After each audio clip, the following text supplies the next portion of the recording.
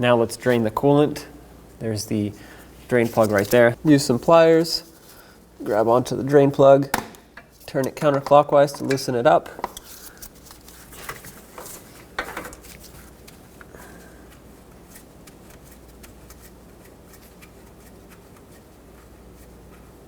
Let your coolant drain.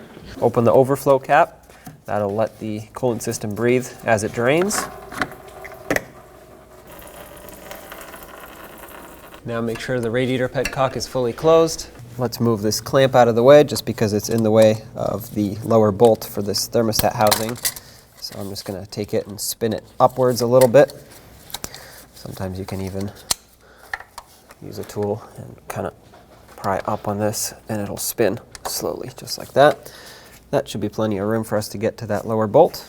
Two 10mm bolts. I have a long extension that I can break these free with.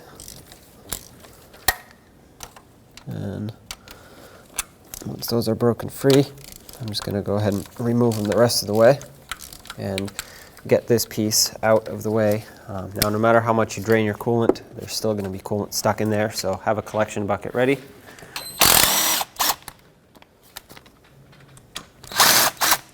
Take those bolts out. Now you can pull the thermostat housing off. Set it to the side like that. And here's your thermostat. Pull this out.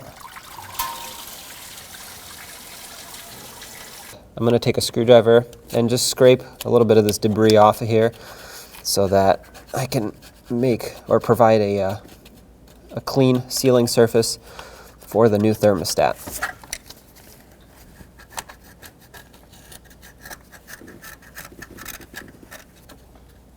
You can also use a razor blade if you prefer to use that, but the way that this is positioned here, a screwdriver will do the job just fine. And it doesn't have to be 100% perfect.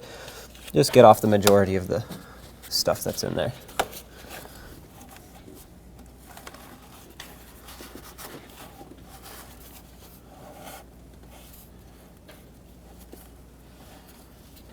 There we go. Now to install the thermostat, you want to take the gasket off of your old one, unless you have a new one that you bought. It does not come with it.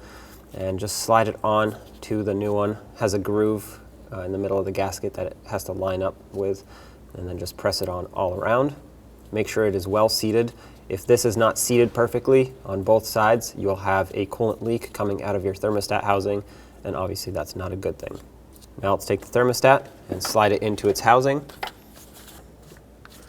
There we go. Put it in there. Make sure it's centered up. Take the other side of your housing, slide it over.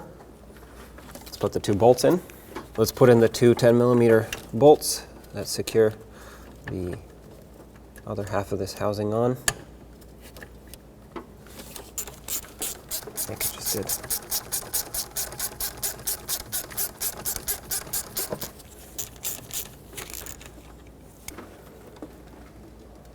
And that's tight. All right, it's time to fill up the cooling system. I have a spill-free funnel here. Basically, this serves two purposes. One, it helps me not spill. And two, it makes this the highest point in the cooling system. So naturally, the air is going to want to come up and out through the funnel as opposed to getting trapped inside the reservoir or further down the line. I'm going to put in some coolant. You can refer to your owner's manual if you're not sure what to use. And I'm going to fill it up until the funnel has a little bit of coolant in it.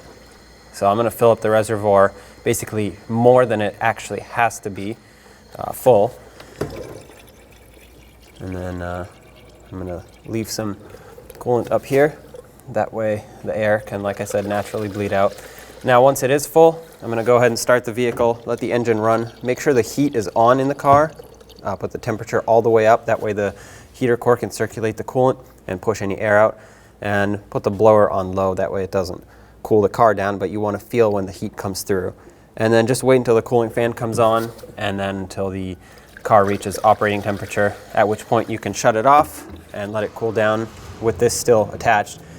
Afterwards, you want to adjust the level. So if it's still over full, remove some. And if it's not full enough, just bring it up to the full line, and then you can remove it and cap this off. Now let's put the cap back on, make sure it's nice and snug, take it for a road test.